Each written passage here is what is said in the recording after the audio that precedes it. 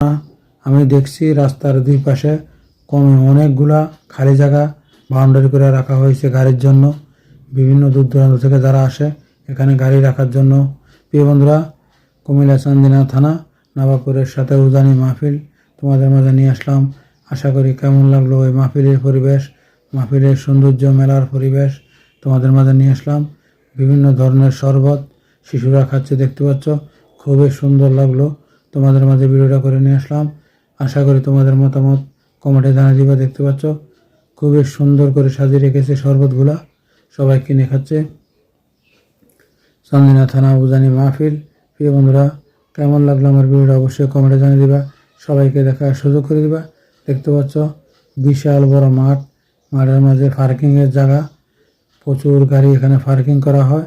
কয়েকটা মাঠ আছে, বড় গাড়ির জন্য আলাদা, ছোট গাড়ি, বিভিন্ন গাড়ির জন্য সুন্দর করে আলাদা আলাদা বাউন্ডারি করে মাঠ করা হয়েছে।